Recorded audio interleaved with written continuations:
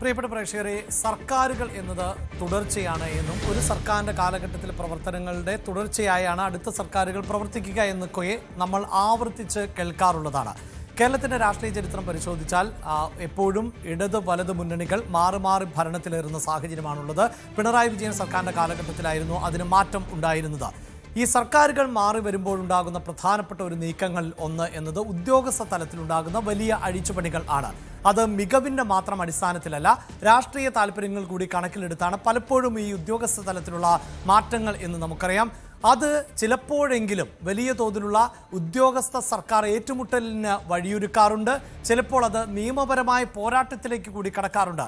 കേരളത്തിൽ തന്നെ ഇപ്പോൾ TP സെൻകുമാറിനെ പോലെ ഉള്ള ഉദ്യോഗസ്ഥർ നടത്തിയിട്ടുള്ള പോരാട്ടങ്ങൾ ഇതിനു മുമ്പ് വാർത്തകളിൽ നിറഞ്ഞു നിന്നിട്ടുള്ളതാണ്. ഈ കഴിഞ്ഞ ഇടയ്ക്ക് പോലും IAS ഉദ്യോഗസ്ഥരായിട്ടുള്ള അശോക് കുമാറിനെയും അതോടൊപ്പം തന്നെ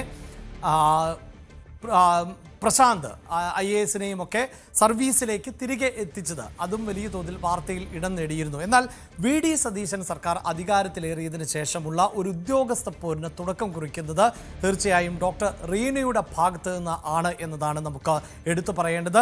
അതിൻ്റെ തുടർച്ചയിലേക്ക് ഇപ്പോഴും കാര്യങ്ങൾ എത്തുന്നു എന്നുള്ളതാണ്. ഇന്നും ആരോഗ്യവകുപ്പ് സെക്രട്ടറി എന്ന നിലയിൽ ഇപ്പോൾ റീന ചുമതലയേൽക്കുന്നതിന് വേണ്ടി എത്തി. എന്നാൽ അവിടെ ചുമതല മാറ്റി നൽകാൻ ഡോക്ടർ മീനാക്ഷി തയ്യാറാകുന്നില്ല. ഈ വാദപ്രതിവാദങ്ങൾ തുടരുന്നതിനിടയിൽ ഈ ഒരു പശ്ചാത്തലം ആണ് നമ്മൾ വിശദമായി പരിശോധിക്കാൻ പോകുന്നത്. അതായത് നിലവിൽ ഇപ്പോൾ ആരാണ് ആരോഗ്യവകുപ്പിൻ്റെ ഡയറക്ടർ എന്നതാണ് സംശയമായി ഉയരുന്നത്. ആ സംശയത്തിന് കാരണം എന്നത് ഈ കഴിഞ്ഞ 12-ാം തീയതി, അതായത് ജൂൺ 12-ാം തീയതി ആയിരുന്നു DHS സ്ഥാനത്ത് നിന്ന് ഡോക്ടർ KJ റീനയെ സർക്കാർ സ്ഥലം മാറ്റിയത് എന്നുള്ളതാണ്. അതുകൊണ്ട് തന്നെ സർക്കാർ ഉത്തരവ് പ്രകാരം ഇപ്പോൾ ഡോക്ടർ റീന എന്നത് DHS അല്ല എന്നതാണ് വസ്തുതയായി നമുക്ക് പ്രേക്ഷകരുമായി പങ്കുവെക്കേണ്ടത്. മാത്രവുമല്ല, സർക്കാരിൻ്റെ ഉത്തരവ് ഇതിൽ റീനയെ സ്ഥലം മാറ്റി എന്നതിനപ്പുറത്ത് സർക്കാരിൻ്റെ ഭാഗത്ത് നിന്നുണ്ടായ ഒരു ഉത്തരവാണ് വലിയ തോതിൽ വിവാദമായത്. ആ ഉത്തരവ് പ്രകാരം ഹെൽത്ത് സർവീസ് ഡയറക്ടർ സ്ഥാനത്ത് റീന 3 വർഷം പൂർത്തിയാക്കി. അതുകൊണ്ട് തന്നെ ഇത് എക്സ്റ്റൻഷൻ കാലാവധിയായിരുന്നു. ഫെബ്രുവരിയിൽ, അതായത് ഈ 2026 ഫെബ്രുവരിയിൽ തന്നെ റീനയുടെ കാലാവധി കഴിഞ്ഞതാണ്. അതുകൊണ്ട് റീനയെ ആ സ്ഥാനത്ത് നിന്ന് നീക്കുന്നു എന്ന് പറയുന്നു. ഒപ്പം DHS തസ്തികയിലേക്ക് സ്ഥിരം ഡയറക്ടറെ നിയമിക്കുന്നതിനുള്ള നടപടികൾ പുരോഗമിക്കുകയാണ്. അതിൻ്റെ അടിസ്ഥാനത്തിൽ കൂടിയാണ് ഈ റീനയെ മാറ്റിയിട്ടുള്ളത് എന്ന് പറയുന്നു.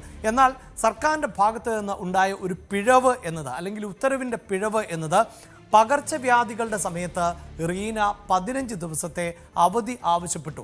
അതായത് ഇങ്ങനെയൊരു അവധി ആവശ്യപ്പെട്ടതിൻ്റെ അടിസ്ഥാനത്തിൽ കൂടി ഒരു ശിക്ഷാ നടപടിയുടെ സ്വഭാവത്തിൽ ഉള്ള സ്ഥലം മാറ്റമാണ് എന്ന നിലയിൽ ആയിരുന്നു ഈ സർക്കാർ ഉത്തരവ് പുറത്തു വന്നത്. എന്നാൽ പിന്നീട് വിവാദമായ പശ്ചാത്തലത്തിൽ ഇക്കാര്യങ്ങൾ തിരുത്തി ഈ പകർച്ചവ്യാധിയുമായി ബന്ധപ്പെട്ട അവധി ഉൾപ്പെടെയുള്ള ഭാഗങ്ങൾ മാറ്റിക്കൊണ്ട് മറ്റൊരു ഉത്തരവ് പുറത്തിറങ്ങുകയും ചെയ്തു എന്നതാണ്.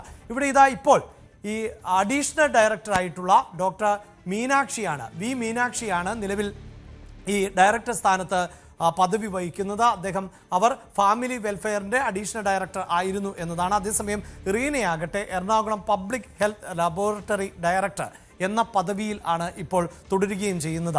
അതേസമയം നിലവിലെ സാഹചര്യത്തിൽ ഈ സ്ഥലം മാറ്റം ഉത്തരവ് നൽകുമ്പോൾ പോലും അതിന് കൃത്യമായ രാഷ്ട്രീയമുണ്ട് എന്നതാണ് എടുത്തു പറയേണ്ടത്. റീനയ്ക്കെതിരെ വലിയ ആരോപണങ്ങൾ ആരോഗ്യമന്ത്രിയും ആരോഗ്യവകുപ്പും ഉന്നയിച്ചിരുന്നു എന്നതാണ്. അതായത് ഈ നിപ്പ പ്രതിരോധ പ്രവർത്തനങ്ങളിൽ അടക്കം ഗുരുതരമായ വീഴ്ച സംഭവിച്ചു റീനയ്ക്ക് എന്നതാണ് സർക്കാർ വിമർശനമായി ചൂണ്ടിക്കാണിക്കുന്നത്. പകർച്ചവ്യാധി സമയത്ത് 15 ദിവസത്തെ അവധി ആവശ്യപ്പെട്ടു എന്നും ശബരിമല തീർത്ഥാടനവുമായി ബന്ധപ്പെട്ട് ഡോക്ടർമാരെ വിട്ടു നൽകില്ല എന്ന് റീന ഉത്തരവിറക്കി. ഇത് സർക്കാരുമായി കൂടിയാലോചിക്കാതെയാണ് റീനയുടേതായ അധികാരം ഉപയോഗിക്കുകയായിരുന്നു എന്ന തരത്തിലൊക്കെയുള്ള ഒരു വിമർശനം, അത് പൊളിറ്റിക്കലി ഉയർന്നു വന്നിട്ടുള്ള വിമർശനങ്ങൾ ആണ് എന്നതാണ് ഏറ്റവും എടുത്തു പറയേണ്ടത്. ഇവിടെയാണ് സർക്കാരിനെ പ്രതിരോധത്തിലാക്കുന്ന തരത്തിൽ റീനയുടെ ഭാഗത്ത് നിന്ന് നീക്കമുണ്ടാകുന്നത്. റീന ഇതിനെയെല്ലാം ചോദ്യം ചെയ്യുന്നു എന്നതാണ്. ഒന്നാമതായി 15 ദിവസത്തെ അവധി താൻ ആവശ്യപ്പെട്ടിട്ടില്ല, അങ്ങനെ ഒരു രേഖയുമില്ല, അവധി ആവശ്യപ്പെട്ടതിന് തെളിവുകളുമില്ല. താൻ ആവശ്യപ്പെട്ടത് 2 ദിവസത്തെ അവധിയാണ്, അത് ഗുരുതരമായ ആരോഗ്യ പ്രശ്നങ്ങളെ തുടർന്നാണ് എന്ന് റീന പറയുന്നു. ശബരിമല തീർത്ഥാടനവുമായി ബന്ധപ്പെട്ട് ഒരു ഉത്തരവും താൻ ഇറക്കിയിട്ടില്ല എന്നും ചില നിർദ്ദേശങ്ങൾ മാത്രമാണ് മുന്നോട്ട് വെച്ചത് എന്നും ആ നിർദ്ദേശത്തെ ഉത്തരവായി കണക്കാക്കാനാകില്ല എന്നും റീന പറയുന്നു.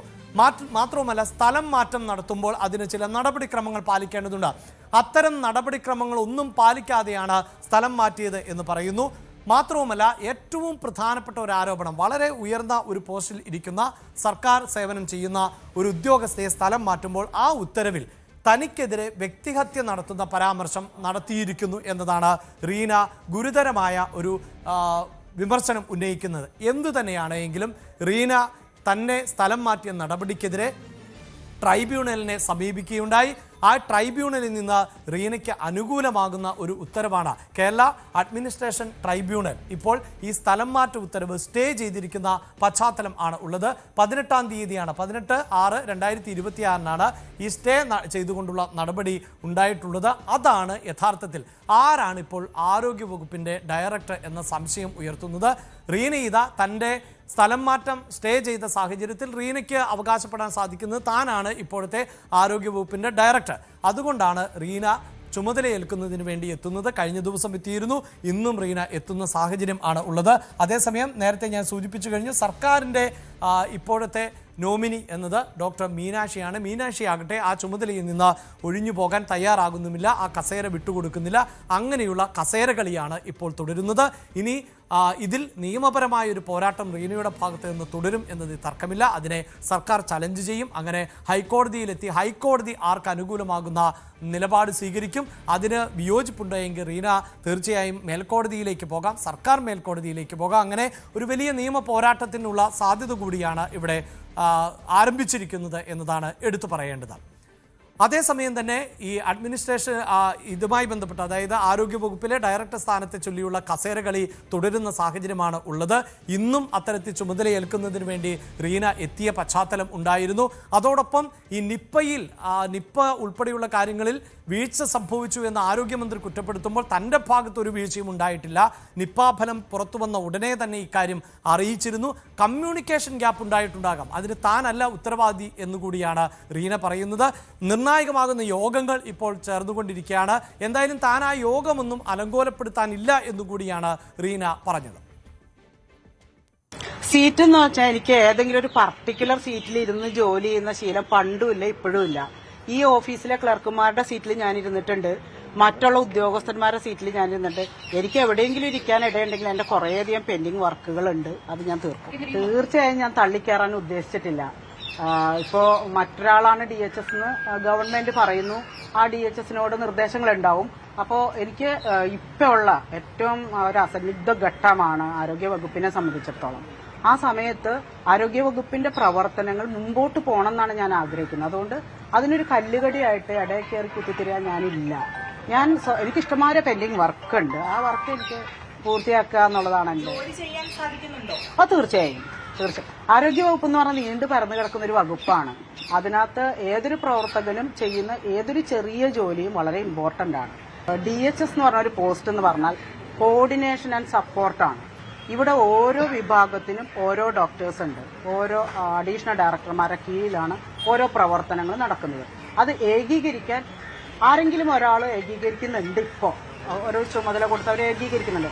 അതിനകത്ത് കയറിയിട്ട് അതെന്റെ മാത്രം ജോലിയാണ് എന്ന് പറഞ്ഞിട്ട് ആരോഗ്യ വകുപ്പിനെ സംബന്ധിച്ചിടത്തോളം ഏറ്റവും താഴേക്കിടയിലുള്ള ഒരു PTS മുതൽ മിനിസ്റ്റർ വരെയുള്ള എല്ലാവരും ഒരേ മനസ്സോടെ ഐക്യത്തോടെ മുമ്പോട്ട് പോയാൽ മാത്രം വിജയിക്കുന്ന ഒരു വകുപ്പാണ്.